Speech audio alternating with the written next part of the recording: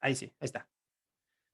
Al terminar el curso, ustedes implementarán, bueno, ahí va a estar limitado el objetivo, una propuesta de evaluación educativa en los diferentes contextos escolares, considerando características y problemáticas particulares en la educación para generar diagnósticos en el aprendizaje. Aquí también falla un poquito la redacción del objetivo y además hay que tomar en cuenta el contexto real. Entonces, algunos siguen trabajando, pero está limitado, obvio, por las cuestiones de la pandemia. Algunos no han hecho prácticas profesionales, obvio, por lo mismo. Servicio social tampoco, por lo mismo, pero bueno, vamos a tratar de hacerlo lo más realista y adaptable posible de acuerdo a las circunstancias. Pero también vamos a tomar este espacio que hicimos en nuestras vidas para ir considerando esa otra opción que cada vez se vuelve más real. ¿Cuál? Y se ha estado discutiendo de forma bastante seria que a lo mejor ya todos ya no regresemos a la escuela, solamente que regrese educación básica y el resto que continúe trabajando así. Es una opción y que incluso lo habíamos mencionado ya en otras materias. ¿Qué pasa con el espacio, en este caso para la educación media superior y superior? O sea, no hay la infraestructura necesaria.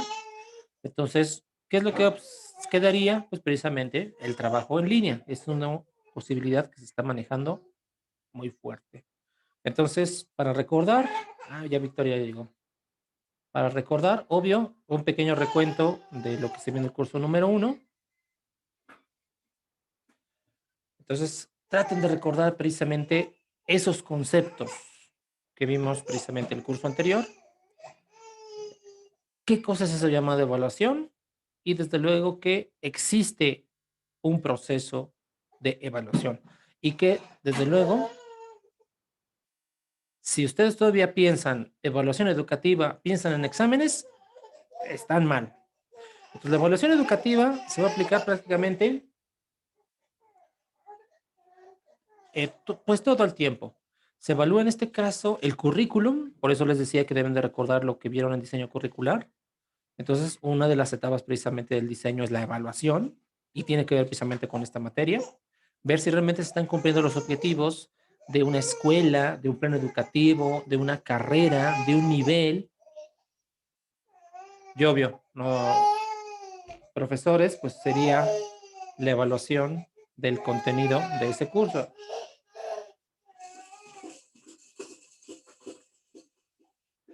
Eh, Vayan viendo precisamente con la realidad. Entonces, la palabra evaluación, bueno, esto ya no lo saltamos porque esto ya lo deben de haber visto y recordar.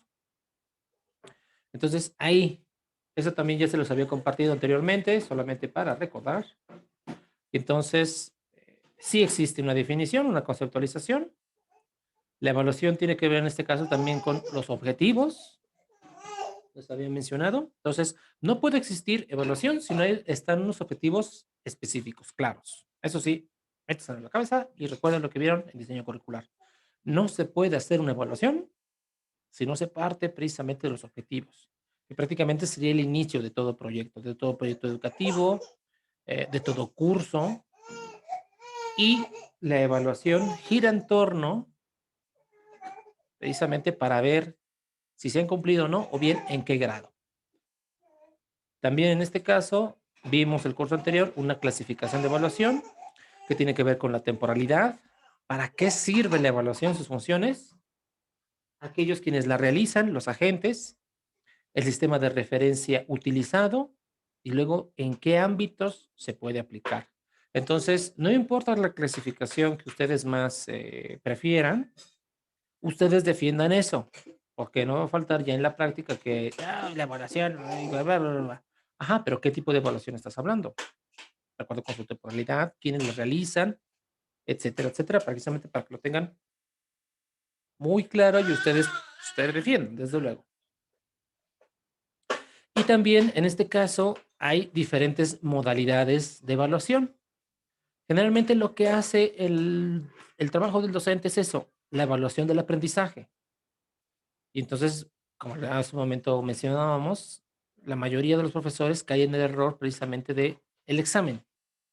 Incluso muchos, educación superior, todavía consideran el examen como el único instrumento o el más viable para evaluar los aprendizajes.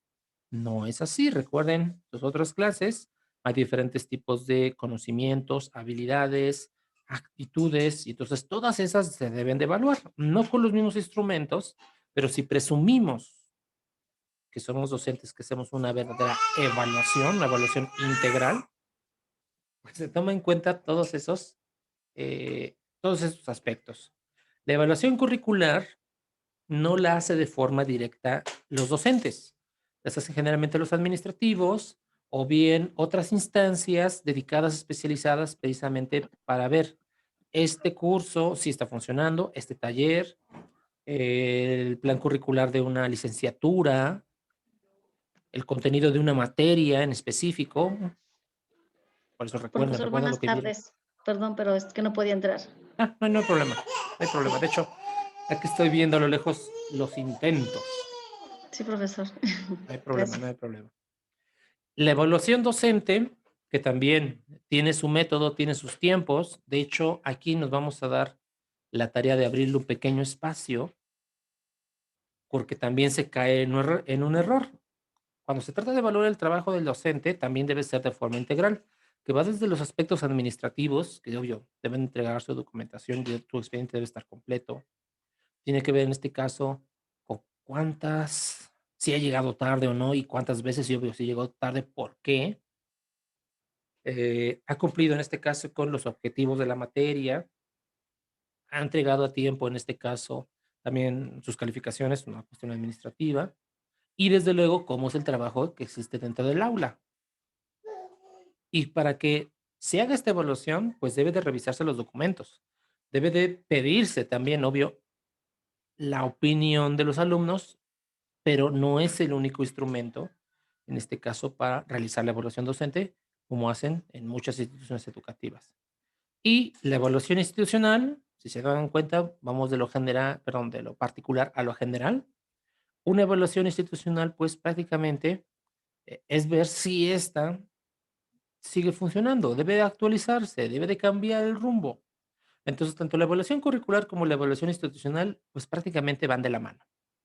Entonces, cuando una institución precisamente hace una evaluación de los cursos, de las licenciaturas, de los posgrados que ofrece, pues si se hacen esos estudios, digamos, por secciones, si se reúne en este caso toda esa información, pues forma parte de la evaluación institucional para decir, ah, bueno, sí, es de calidad, vamos bien en el rumbo, somos una institución actualizada en el sentido de que responde a las necesidades del contexto y que incluso son productos estas instituciones de una certificación, ¿cómo se llama eso? Certificación, es que son 2 cosas distintas.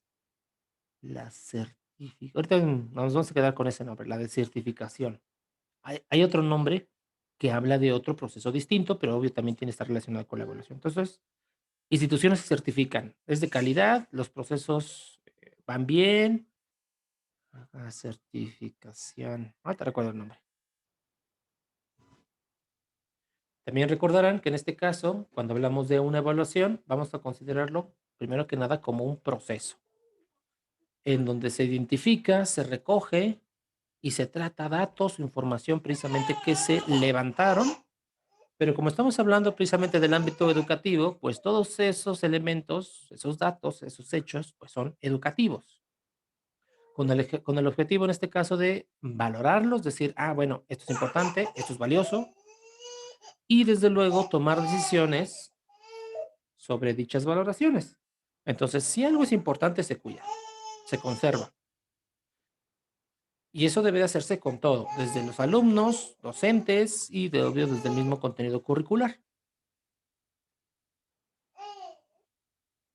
Por lo tanto, la evaluación educativa consiste en establecer un juicio formal, pero a través precisamente de un sistema.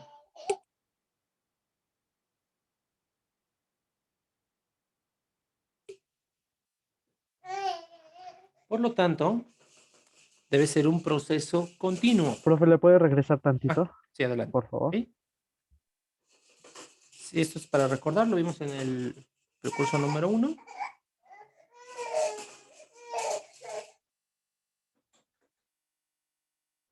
Ustedes me indican.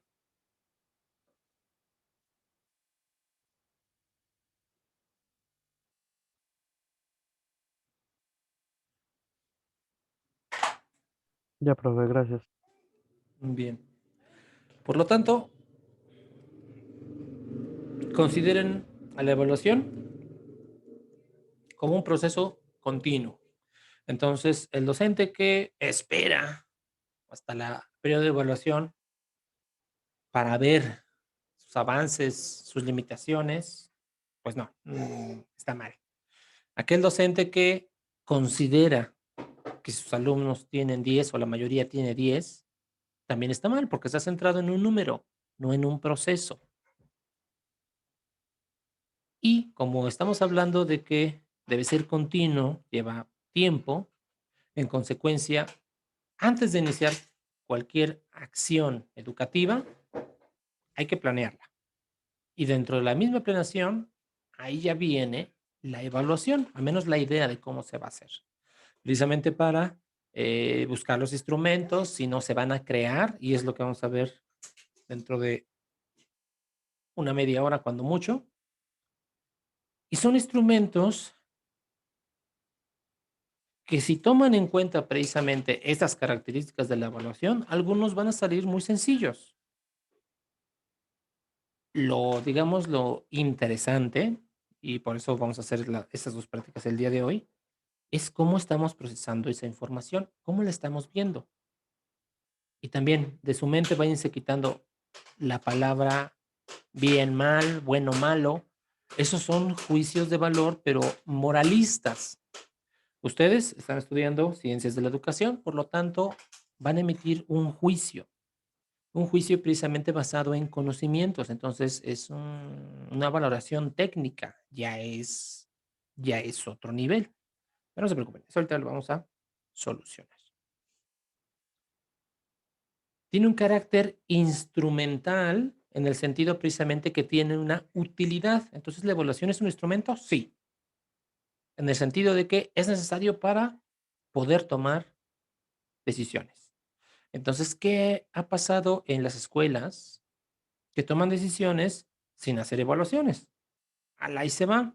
Es algo característico en este caso de los mexicanos, probar, como dicen por ahí, echando a perder se aprende, pero no debería ser así. Eso refleja precisamente una falta de planeación, una falta de visión, falta de carácter.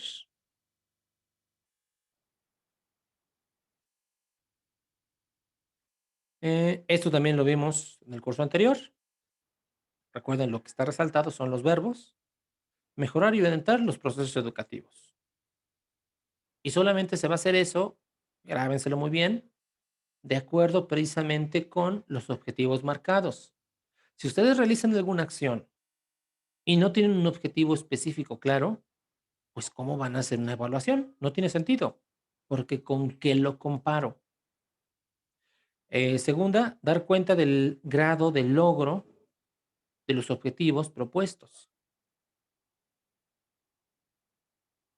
Y rápidamente, los tipos de evaluación de acuerdo con su temporalidad. Vimos el inicial, el frecuente y el final.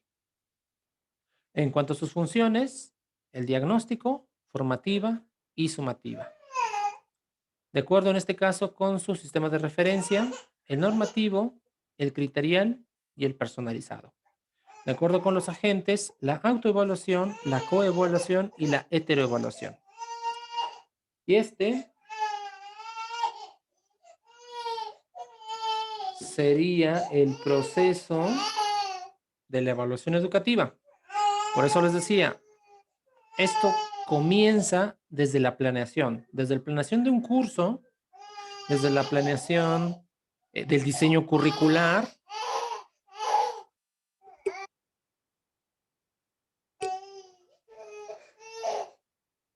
Se debe establecer el objetivo, la finalidad, para qué voy a hacer la evaluación, para mejorar, para ver qué onda y desde luego tener los referentes. Y eso lo tengo, pues ahí viene, ya prácticamente estoy del otro lado, porque ya puedo establecer los criterios. Algo así como escoger la regla con la cual voy a hacer la medición. Y se establecen las normas y después, obvio, el valor, o primero el valor y después las normas. Y ya con eso, pues, repito, prácticamente estamos del otro lado. Y desde luego que cuando se hace una evaluación, se debe de seguir una metodología. Y dentro de la metodología se encuentran las herramientas e instrumentos que tienen la finalidad precisamente buscar la información. Y eso hay que registrarlo. Entonces, esta es la parte técnica. Por eso les decía que nos vamos a encontrar aquí con la materia de metodología de la investigación, porque parte de esos instrumentos que vamos a utilizar en esta materia, pues debieron de haberlos visto en su momento en esa materia de metodología de la investigación, para que podamos ir avanzando. Muy bien. Entonces, lo primero nada más fue por recordar. Y ya, nos vamos directo. Esta es la unidad número 1, que se llama la observación y los registros anecdóticos. Pues obvio, quienes ya han trabajado en escuelas, este tema pues, debe estar bastante sencillito. ¿Alguien me puede decir qué cosa es observación? Que desde luego esto también debieron de haberlo visto en metodología de la investigación. ¿Qué cosa es eso llamada observación? Mari, te escuchamos. Porque yo. Tu nombre estaba Es arriba. la Pues más es lista. que, Venga, venga. no, verdad que como que se cortó un poco.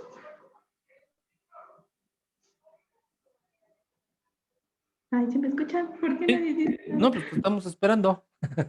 Ah, es que te digo como que se cortó un poco y no entendí qué dijeron. No, no, no. Adelante, te escuchamos. Ok.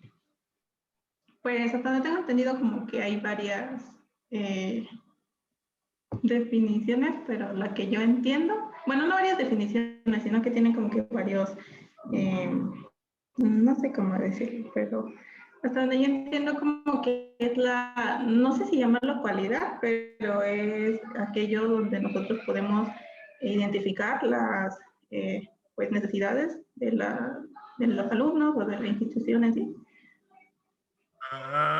No, te fuiste más allá. De hecho, no estamos hablando del resultado de una evaluación. No, ¿qué es la observación? Observar, observar.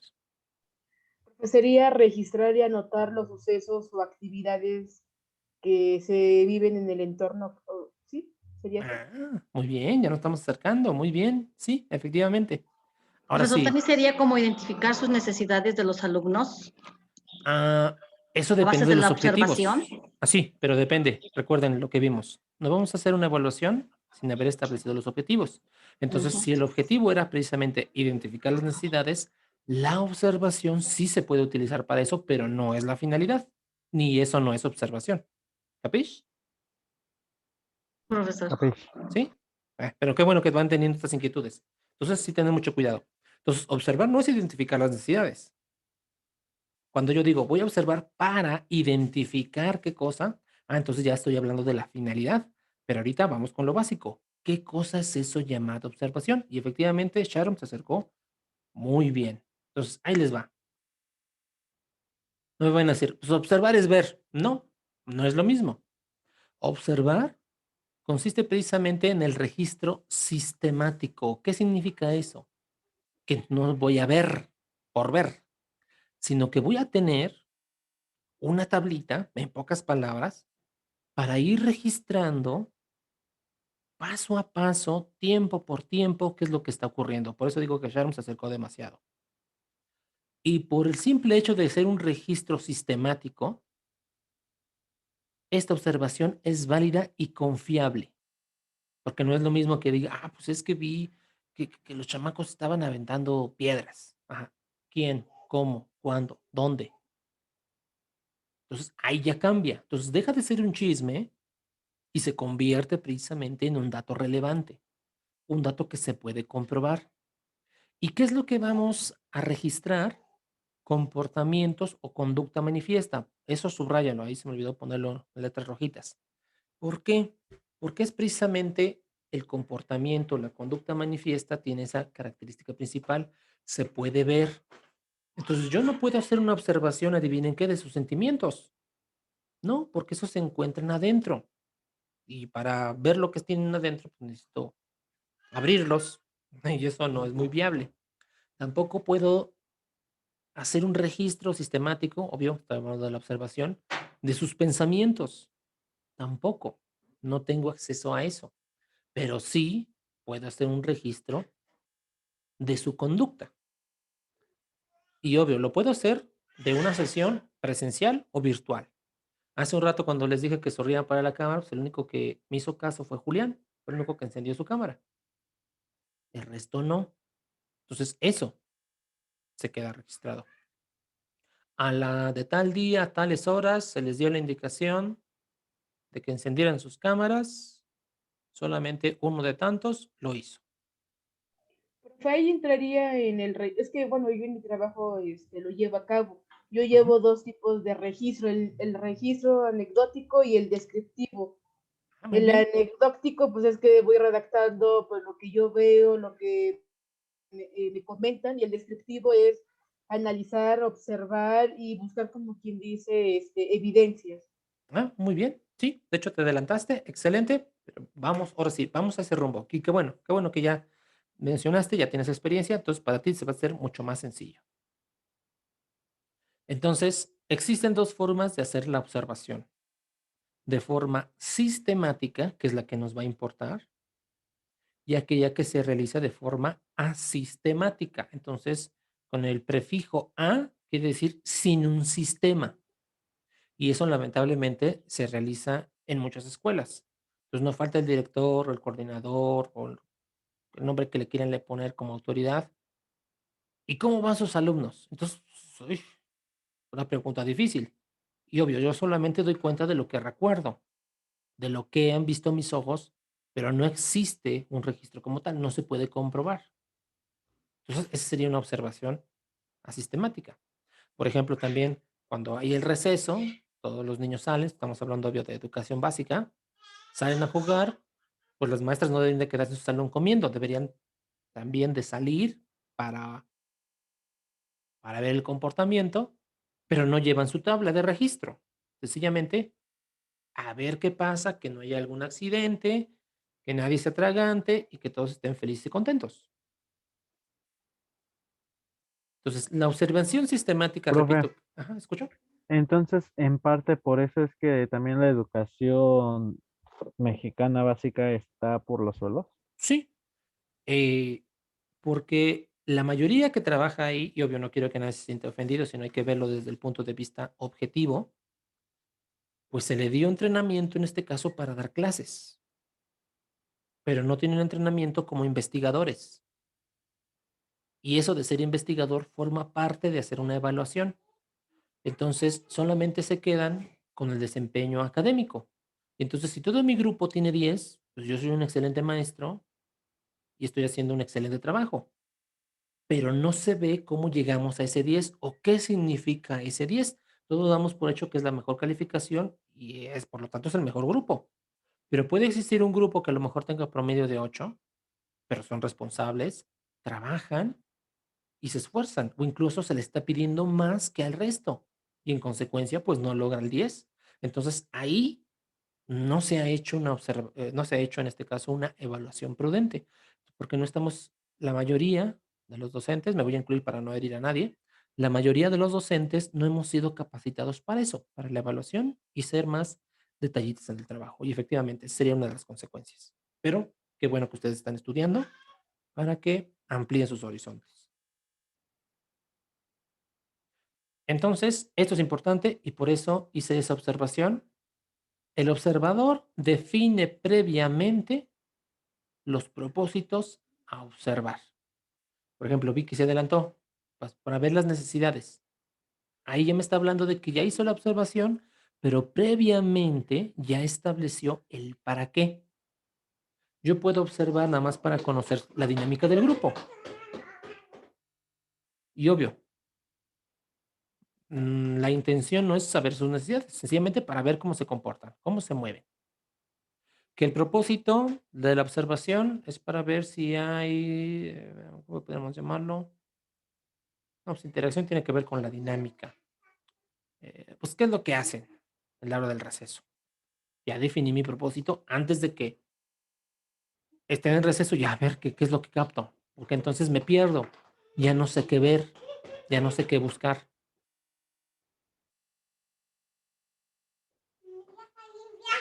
Aquí tenemos en pantalla otro ejemplo para ir entendiendo. Entonces, imagínense que un docente va a establecer una observación sistemática porque pretende encontrar esto. Observará a un alumno, solamente a uno, para conocer las estrategias que utiliza o las respuestas que da ante una situación determinada.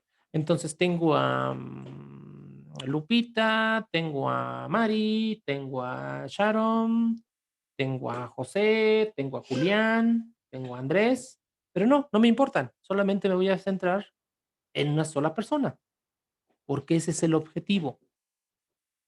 Entonces, si estos ya se pelearon, pues no, no, ahora sí, no es de mi interés, no digo que me valga, no, sencillamente no estaba diseñado para eso, solamente la respuesta de una persona en particular. Pero repito, esto surge del objetivo. Vamos a ver con el siguiente. O bien, las actitudes de los alumnos ante diferentes formas de organización en el aula con el uso de materiales didácticos. Entonces, aquí ya no ves centro la atención en una sola persona, sino en todas. ¿Dudas, comentarios? No, profe. ¿No? Excelente, vamos bien. Ya hablamos de la observación sistemática. Precisamente, esta se puede hacer de forma individual o de forma grupal o colectiva. ¿Qué era nuestro primer receso? Sí, ahí vamos bien, vamos bien. Vamos con la observación asistemática. Entonces, aquí el observador registra la mayor cantidad de información posible de una situación de aprendizaje sin focalizar, es decir, sin prestar su atención en un asunto en particular. Me regreso un poquito. Entonces, con este ejemplo que les decía, ¿no? Entonces, si Pedrito y Juanito están peleando, no es importante, porque solamente estoy viendo a una sola persona. Me interesa lo que hace. Y obvio, tengo mi tablita de registro. Aquí no. Aquí tengo un cuaderno y entonces escribo lo que capto, escribo lo que pueda. Es como una bitácora, profe. ¿Cómo, Ahí cómo? entraría lo que es las bitácoras. Ah, mira, interesante. Sí, ese es el nombre correcto. La bitácora no tiene una estructura predeterminada, sino es una especie de diario. Y entonces, por ejemplo, en un diario que lleva una persona en donde registra lo que vivió el día, querido diario, hoy fue un día espectacular. Entonces, solamente tener cuidado. Se puede prestar a interpretaciones subjetivas, es decir, este no tiene validez como tal, pero sirve en este caso para tener un panorama general de la situación. Qué bueno, Andrés, qué bueno. Sí, efectivamente. Ahí vienen los ejemplos para ir comprendiendo. Entonces, se registra todo lo que sucede durante la clase o durante alguna situación didáctica. Posteriormente, para sistematizar la información, obvio, ya tengo mi material, pero por el simple hecho de que no está estructurado como tal, le debo de dar un tratamiento. Y sería esto. Posteriormente, para sistematizar la información, se recuperan los hallazgos y analiza con base a las similitudes, diferencias y correlaciones que pueden existir. Entonces, como bien lo mencionan, esta bitácora sí funciona, pero solamente es un cuaderno de notas. Hay que pasarle precisamente por un proceso para que eso funcione. Entonces, imagínense que ustedes efectivamente lleven una bitácora, un cuaderno, en donde va anotando sus clases, o al menos las más significativas. De pronto llega supervisión, o de pronto llega un psicopedagogo, y entonces, bueno, es que me mandan porque veo que aquí hay un par de alumnos me mencionan que tienen problemas, tienen necesidades educativas especiales, quiero corroborar. Me presta su bitácora, su diario, entonces lo entrega a la persona y aquí el psicopedagogo pues, se da la tarea de leer y él haría esta segunda parte. Debe de crear un sistema en donde solamente va a recoger la información que a él le interesa. El resto, pues obvio, no le va a prestar atención. Entonces, si el diario comienza a hablar de que los niños sacaron su lunch durante las, pues eso no importa, va a pasar de largo, no le interesa. Va a encontrar o va a buscar dentro de ese diario, pues precisamente lo que haga referencia a estas personas, que obvio les interesa.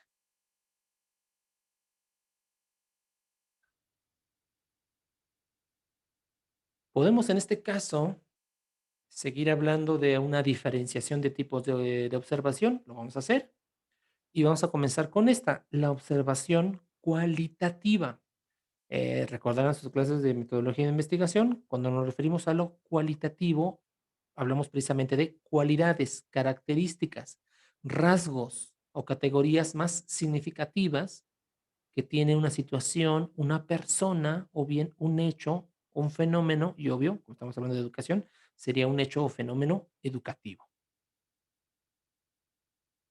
Entonces, implica precisamente adentrarnos en profundidad a situaciones sociales y mantener un papel activo, así como una reflexión permanente para estar atentos precisamente a los detalles, sucesos, eventos e interacciones.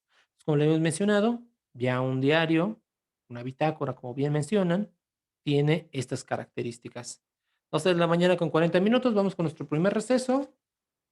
Seguimos y obvio les voy a enviar otra invitación. Bueno, la invitación va a estar en Classroom para que a las 12:50 retomemos este asunto. Sí, profe.